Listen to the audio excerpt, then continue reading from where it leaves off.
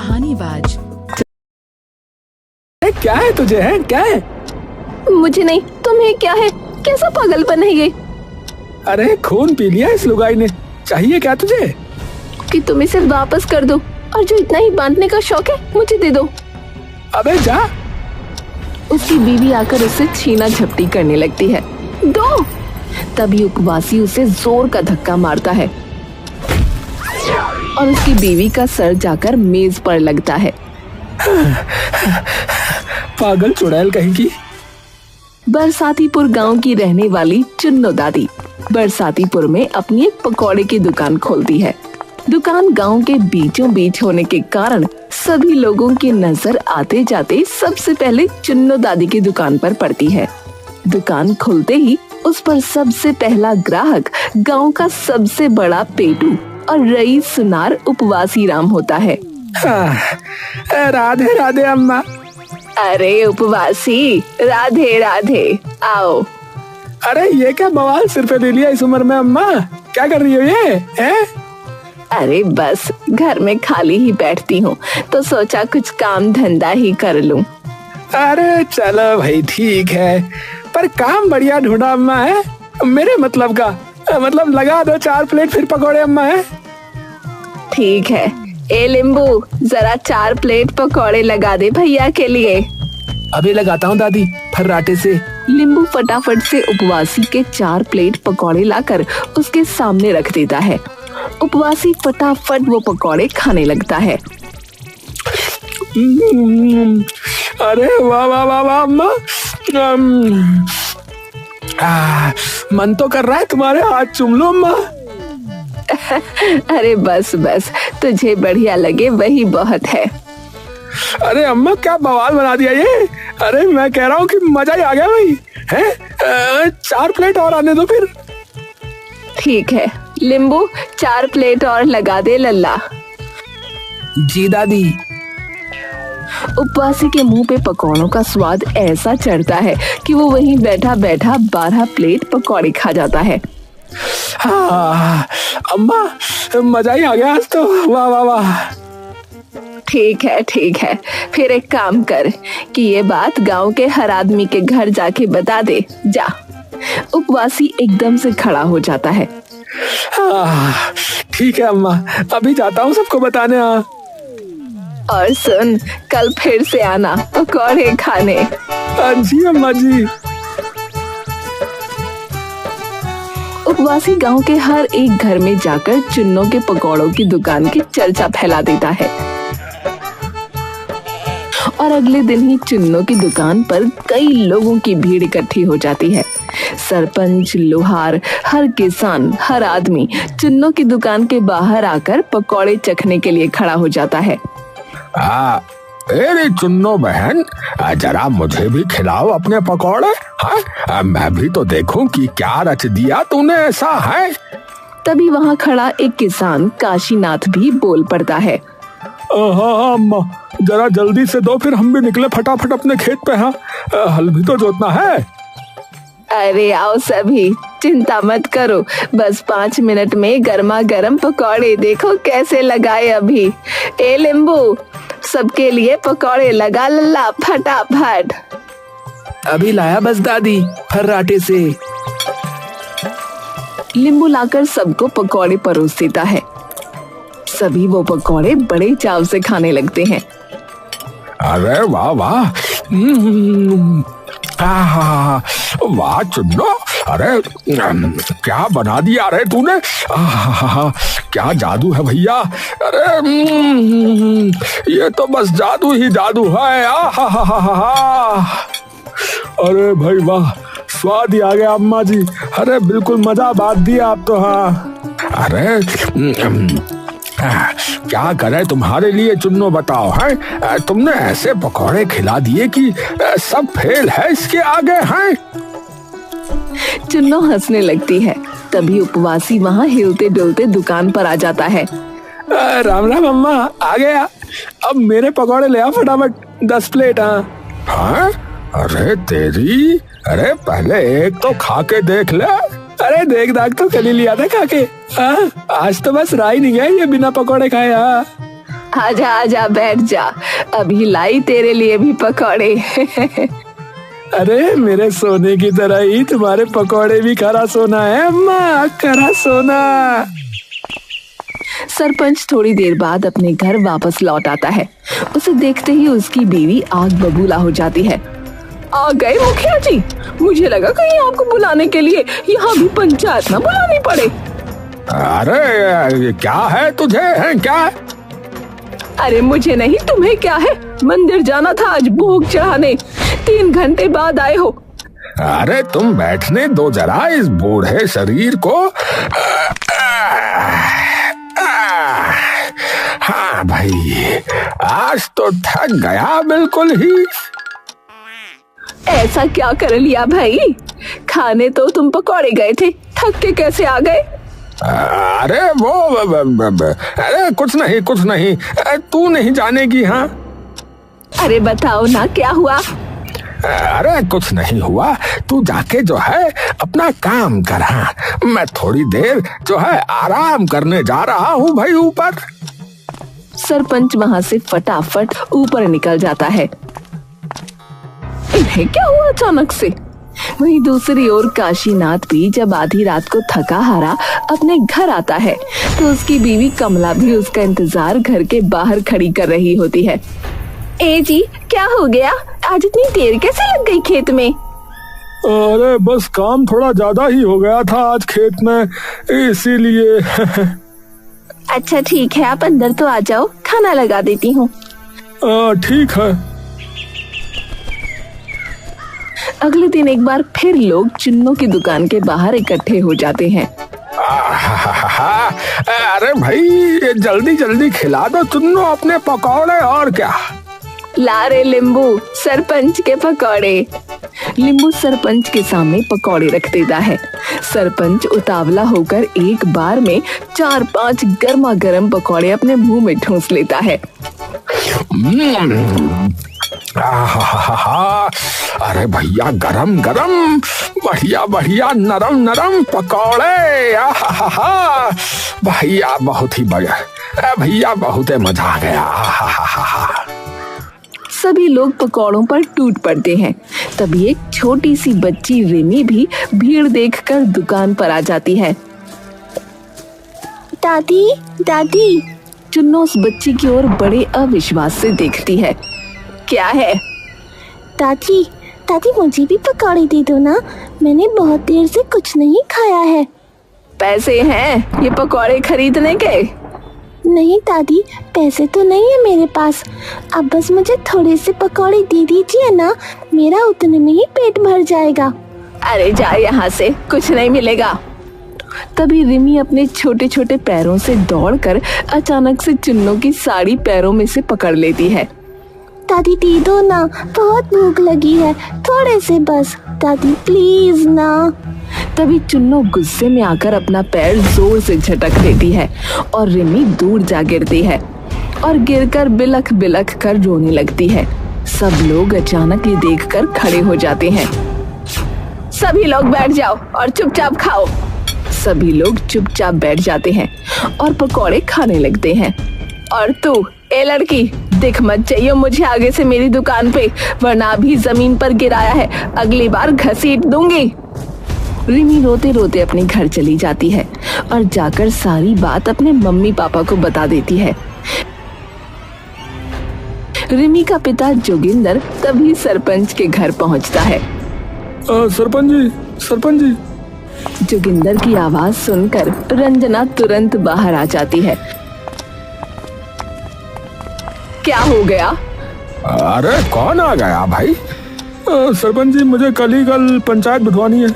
अरे ठंडा हो जा पहले, हाँ? और ये बता कि हुआ क्या? अरे हुआ क्या है?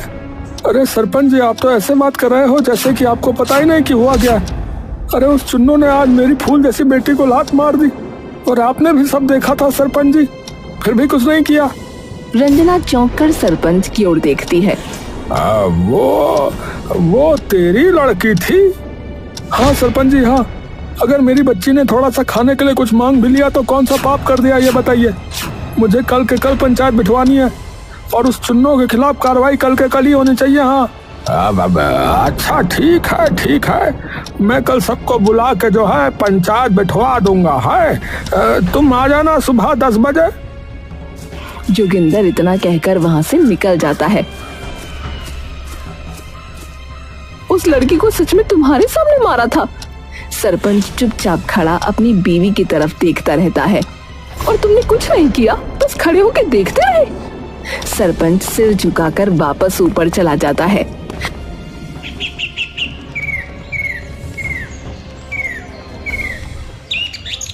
अगले दिन पूरी पंचायत बैठती है, जहां चुन्नो, उपवासी, काशीनाथ, जोगिंदर और उनकी बीवियां भी मौजूद होती हैं।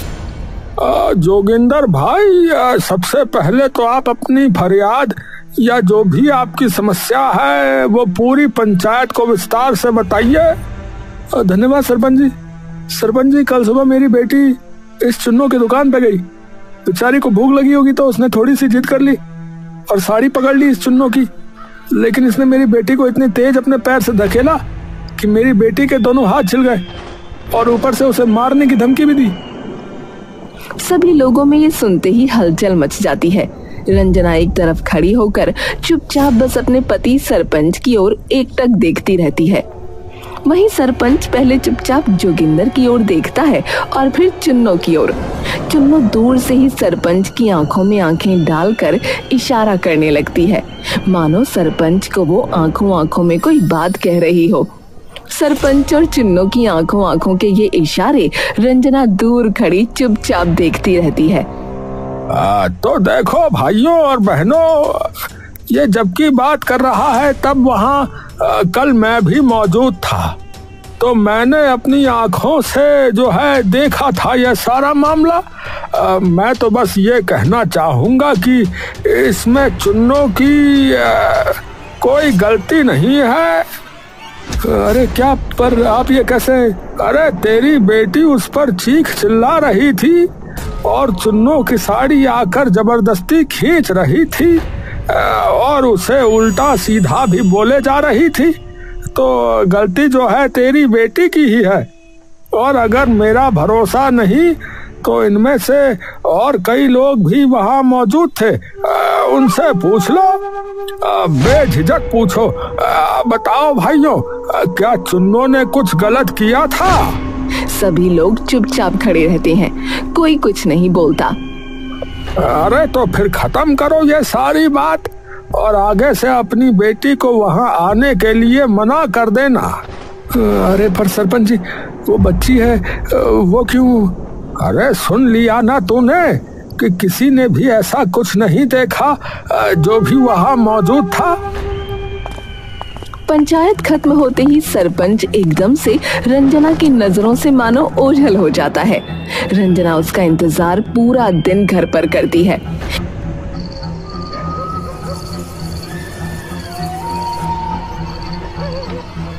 बिल्कुल रात होने पर सरपंच वापस घर पर बिल्कुल थका हारा लौटता है। आज फिर से देर? हाँ, वो काम था कुछ। कौन सा काम? अरे था कुछ काम, हर चीज थोड़े ही बताऊंगा। हैं? तो ये बता सकते हो कि क्यों आपने भरी पंचायत में झूठ बोला उस बच्चे के खिलाफ? अरे मैंने कोई झूठ नहीं बोला। मेरी कसम खा के बोलो, क्या आपने झूठ नहीं बोला? सरपंच रंजना से नजरें चुराकर उसको जवाब देने लगता है। अरे क्या चाहिए तुम्हें? है क्या ड्रामा लगा रखा है? और बस इतना कहकर गुस्से से भिनकते हुए वो ऊपर निकल जाता है। छुपा तो आप जरूर कुछ रहे हैं, वरना नजरें तो आपने पिछले 35 साल में आज तक मुझसे कभी न चुराई।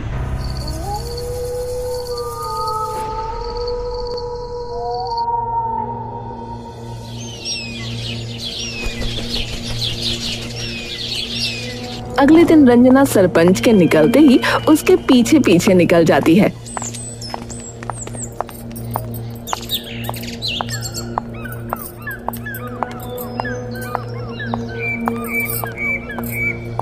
सरपंच सबसे पहले जाकर पकौड़े की दुकान पर बैठ जाता है। रंजना उसे दूर से छुप छुप कर देखती रहती है। हाँ, ले आ चुन्नो पकौड़े, ले आ। है ले आ पकौड़े। नींबू पकौड़े लाकर सरपंच के सामने रख देता है। हाँ भाई वाह। अरे भाई मजेदार, लाजवाब, एकदम कमाल भैया है। वाह भाई वाह, मजा आ गया भैया। आहा। तभी धीरे धीरे करके और लोग भी वहाँ इकट्ठे हो जाते हैं। ये सारे लोग तो कल पंचायत में भी थे। सभी लोग मजे से पकौड़े खाते हैं और तभी रंजना देखती है कि सभी लोग चुन्नों के पीछे पीछे कहीं जा रहे हैं।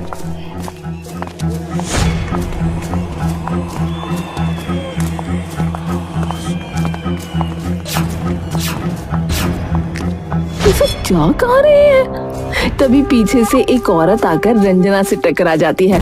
अरे कौन आ गया? माफ करना मालकिन, मैं वो काशीनाथ की पत्नी हूँ। कौन काशीनाथ? वो खेती करते हैं, लेकिन कुछ दिनों से बड़ा अजीब बर्ताव कर रहे हैं।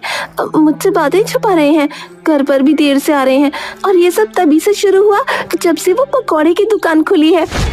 मेरे पति भी बिल्कुल यही कर रहे हैं। तुम चलो मेरे साथ। ये लोग इस चुन्नों के पीछे पीछे जा रहे हैं। दोनों मिलकर उनके पीछे चली जाती हैं।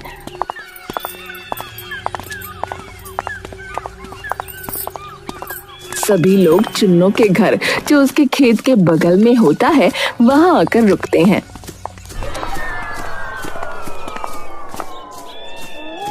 चुन्नो जाकर एक चारपाई पर लेट जाती है। ए सरपंच, तू जरा जाकर भैंसों का दूध निकाल दे।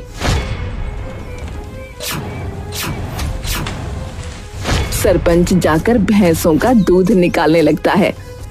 हे भगवान, घर पे तो इस दानव ने कभी एक बर्तन तक उठा के रसोई में न रखा, और गैर औरतों की भैंसों का दूध भी निकाल रहा है। दरिंदा कहीं का। तभी फिर से एक बार चुन्नों की आवाज आती है। ए काशीनाथ, तू जाके पानी दे मेरे खेतों में। 4 दिन तो तुझे सिर्फ खेत जोतने में लग गए। ये सुन के कमला भी हक्की बक्की रह जाती है। ये सब क्या है? और उपवासी तू, मुझे अपनी घर की दीवारें ठीक करानी है और गर्मी बहुत है, तो शहर के अमीरों की तरह अपने घर में भी मुझे एसी लगवाना है। तो एक काम कर, अपनी दुकान से एक हार ले आ और मुझे दे दे। ठीक है। और पहले जाके बर्तन धो, और तुम सभी फटाफट घर की सफाई करो, और फिर मेरे कपड़े धो देना। मैं इतने सो रही हूँ। पूरे घर में मानो कई नौकर लग गए हों। कोई झाड़ू लगा रहा था तो कोई पोंछा, कोई बर्तन मांज रहा था तो कोई खाना बना रहा था। कमला और रंजना ये सब देखकर हैरान रह जाती हैं। ये क्या करवा रही है हमारे पतियों से? रंजना पूरा दिमाग लगा के ध्यान से सभी बातों पर गौर करने लगती है। बात ये नहीं है कि क्या कर रही है, बात ये है कि ये सब मान क्यों रहे हैं। इसे आज पूरा देखते हैं कि करती क्या है। जरूर कुछ गड़बड़ है। उपवासी जल्दी जल्दी अपने घर पर आता है और तिजोरी से अपना सबसे कीमती हार लेकर जा ही रहा होता है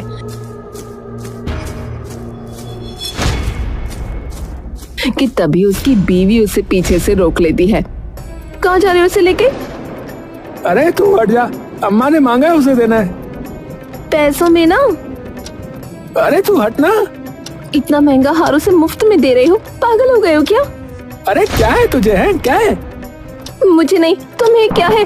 कैसा पागलपन है ये? अरे खून पी लिया इस लुगाई ने। चाहिए क्या तुझे? कि तुम इसे वापस कर दो, और जो इतना ही बांटने का शौक है मुझे दे दो। अबे जा।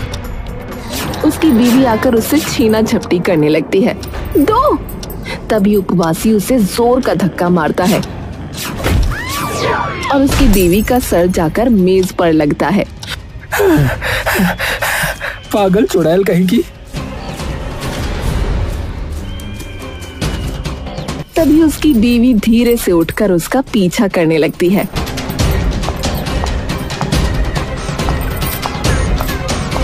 और वो भी वहीं पहुंच जाती है।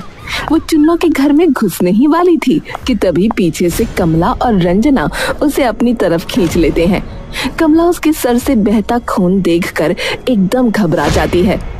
रंजना उसके सर पर अपनी चुन्नी रख देती है। ये कैसे हुआ? पता नहीं मौसी, इन्हें क्या हो गया? आज इतना महंगा हार घर से लेकर चले गए इस चुन्नों को देने। हाँ, उसने कहा तो था। हमारे पतियों के साथ ये क्या कर रही है बुढ़िया? उनसे पता नहीं क्या क्या करा रही है, घर पर साफ सफाई करवा रही है। अरे तू चिंता मत कर, और जैसे ये निकलेंगे तो हम ये देखेंगे कि चुन्नू करती कैसे है ये सब।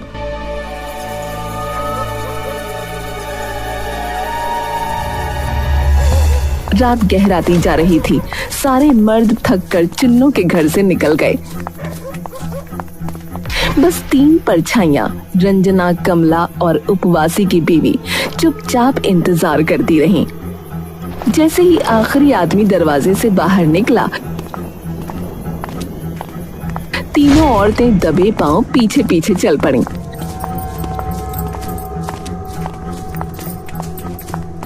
चुन्नू अपनी रसोई में पहुंची।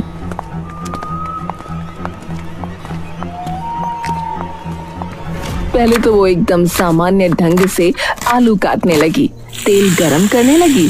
कढ़ाई से छन छन की आवाज गूंज रही थी। औरतें हिचकते हुए झांक रही थीं।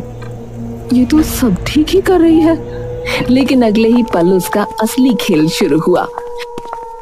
चुन्नू ने अपनी अलमारी से एक काला कपड़ा निकाला, जिस पर लाल धागे से तिकोनी आकृतियां बनी हुई थीं।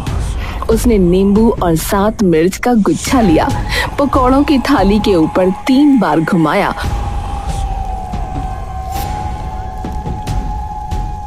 और फिर मंत्र बुदबुदाने लगी। उसने थाली पर थोड़ा सा भस्म छिड़का और फिर उसी तांत्रिक कपड़े से पकौड़ों को ढक दिया। चुन्नू की आंखें चमक रही थीं। बस अब इन पकौड़ों को खाकर ये मूर्ख मेरे आदेश को मानेंगे। सरपंच से लेकर काशीनाथ तक सबकी जमीनें, सबकी बीवियां, सब मेरा होगा। बरसातीपुर अब मेरा गुलाम गांव बनेगा। लिंबू पास खड़ा हंस पड़ा। अम्मा, फिर तो आप सबसे बड़ी मालकिन बन जाओगी ना? हाँ रे, सब कुछ मेरा होगा, कोई न टोक पाएगा मुझे। ये सुनकर तीनों औरतों के होश उड़ गए। अरे ये तो गांव ही हड़पने चली है। हमारे मर्द इसके गुलाम बन चुके हैं। अब नहीं, आज इसे उसी के जाल में फंसाएंगे। इसी बीच चुन्नू ने थाली से एक पकौड़ा उठाया और आंखें मूंद कर उसमें फूंक मारने लगी। ठीक उसी पल औरतें टूट पड़ीं। रंजना ने उसका हाथ पकड़ लिया, कमला ने पीछे से उसके शरीर को जकड़ लिया और उपवासी की बीवी ने वही पकौड़ा उठाकर जबरदस्ती उसके मुंह में ठूंस दिया। चुन्नू की आंखें उलट गईं, उसका शरीर कांपने लगा, काले कपड़े से धुआं सा उठने लगा और सारा जादू उसी पर उल्टा पड़ गया। वो जमीन पर गिर पड़ी, कराहते हुए चीखी, नहीं, ये नहीं हो सकता।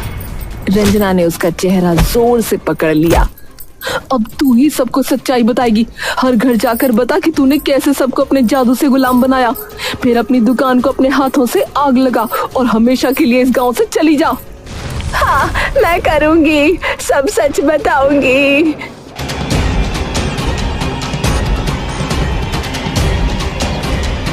अगले दिन पूरे गांव के सामने उसने सब सच उगल दिया।